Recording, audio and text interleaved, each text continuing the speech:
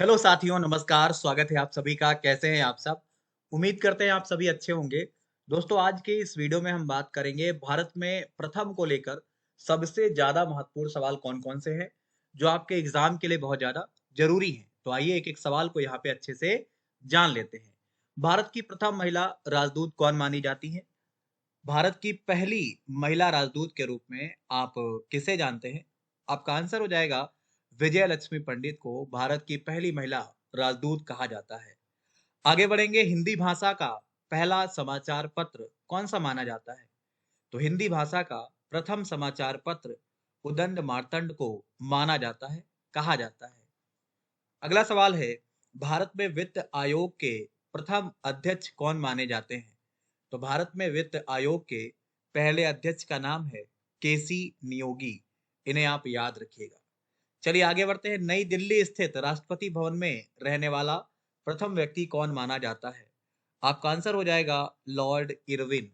ये भी आपके लिए इंपॉर्टेंट है। आगे बढ़ेंगे, अंटार्कटिका पर पहुंचने वाली प्रथम महिला कौन कही जाती हैं? तो अंटार्कटिका पर पहुंचने वाली प्रथम महिला के रूप में आप मेहर मूसा का नाम लेते हैं। किसका नाम लेते हैं? मेहर मूसा का। तो ये भी पॉइंट आपके लिए इंपॉर्टेंट है, याद रखें आप। उत्तरी ध्रुव पर पहुंचने वाली प्रथम महिला कौन कही जाती हैं? उत्तरी ध्रुव पर पहुंचने वाली प्रथम महिला प्रीति सेन गुप्ता जी मानी जाती हैं। ये आपके लिए बहुत इंपॉर्टेंट रहेगा। ठीक है, आगे बढ़ेंगे। भारत का प्रथम परमाणु केंद्र कौन सा था? भारत का पहला परमाणु केंद्र तारापुर कहा जाता है, या तारापुर को माना जाता है। ये पॉइंट भी याद रखें। आगे बढ़ेंगे, भारत का प्रथम समाचार पत्र कब प्रकाशित हुआ? भारत का पहला समाचार पत्र 1780 में प्रकाशित हुआ, याद रखिए। आइए, भारत की प्रथम मिसाइल कौन सी कही जाती है? तो भारत की प्रथम मिसाइल पृथ्वी मानी जाती है। कौन सी? पृथ्वी, याद रखिएगा। आगे बढ़ेंगे, भारत में प्रथम रेल कब चली थी? भारत में पहली बार रेल 1853 में चली थी। लॉर्ड डलहौजी का समय था और 34 किलोमीटर के लिए चलाई गई थी। भारत में पहली जनगणना कब हुई थी? भारत में पहली जनगणना लॉर्ड मेयो के समय में 1872 में हुई थी।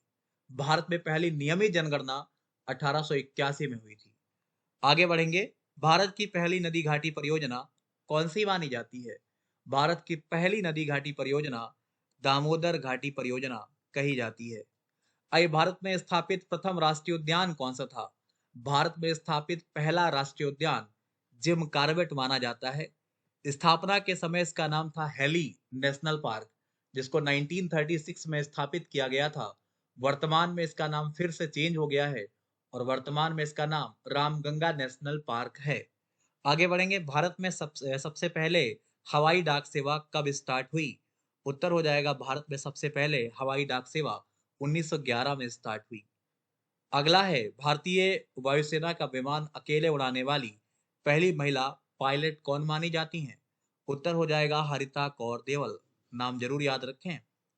आगे बढ़ेंगे, भारत में प्रथम फिंगरप्रिंट ब्यूरो की स्थापना कहाँ हुई थी? उत्तर आपका हो जाएगा कोलकाता में हुई थी। कहाँ पे? कोलकाता में। भारत में प्रथम आणविक परीक्षण कब किया गया था? भारत में प्रथम आणविक परीक्षण 1974 का माना जाता है। आइए, भारत का पहला बायोस्फीयर रिजर्व कौन सा था? तो भारत का पहला बायोस्फीयर रिजर्व नीलगिरी माना जाता है, नीलगिरी कहा जाता है। आगे बढ़ेंगे, राज्यसभा की प्रथम महिला उपसभापति कौन थी? आपका आंसर है वायलेट अल्वा। नाम याद रखिएगा। अगला सवाल है, माउंट एवरेस्ट फतह करने वाली प्रथम भारतीय महिला कौन मानी जाती है? जवाब हो जाएगा बछेंद्री पाल। ये भी इंपॉर्टेंट है। अगला सवाल है, भारत रत्न प्राप्त करने वाली प्रथम भारतीय महिला कौन थी? उत्तर हो जाएगा इंदिरा गांधी। आगे बढ़ेंगे, प्रथम भारतीय महिला जिसने नोबेल पुरस्कार जीता? जवाब हो जाएगा मदर टेरेसा। देखिए, भारत रत्न प्राप्त करने वाली इंदिरा गांधी, इन्हें 1971 में देश का सर्वोच्च सम्मान भारत रत्न मिला। पहला नोबेल पुरस्कार प्राप्त करने वाली मदर टेरेसा, 1979 में इन्हें नोबेल पुरस्कार मिला। 1980 में मदर टेरेसा को भारत रत्न भी दिया गया। भारत में पहली बार नियमित जनगणना कब हुई? आपको बताया था मैंने, 1881 में हुई थी। अगला सवाल है, भारत रत्न प्राप्त करने वाली प्रथम भारतीय महिला संगीतकार? उत्तर हो जाएगा एम एस सुब्बलक्ष्मी। ये भी याद रखिएगा। अगला सवाल है, विश्व वुशु चैंपियनशिप में स्वर्ण पदक जीतने वाले प्रथम भारतीय पुरुष खिलाड़ी कौन बने? उत्तर हो जाएगा प्रवीण कुमार। नाम याद रखिएगा। ठीक है भाई। तो इस तरीके से ये आपके 25 महत्वपूर्ण सवाल हमने आपके समझ में किए हैं, जो आपके एग्जाम के लिए बहुत जरूरी है। इसका एक पार्ट आपको हम और प्रोवाइड करेंगे, जहां पर कुछ और महत्वपूर्ण सवालों पे चर्चा करेंगे। इसके अलावा अगर आप अभी तक अनअकैडमी से जुड़ नहीं पाए हैं तो जुड़ जाइए, और यहाँ पर आपको इंडिया के टॉप एजुकेटर से पढ़ने का मौका मिलता है, जहाँ पे आपकी तैयारी और अच्छी हो पाएगी। तो आप जुड़िए और अपनी तैयारी को अच्छा करिए। आप इन सभी के बैच ज्वाइन कर सकते हैं, जो भी आने वाले बैच हैं उनके लिए एनरोलमेंट कर सकते हैं, अगर आप पेड कोर्स ज्वाइन करते हैं तब। यहाँ पर आस्क अ डाउट नाम का एक फीचर है, जहाँ से अपने डाउट को आप स्वयं क्लियर कर सकते हैं।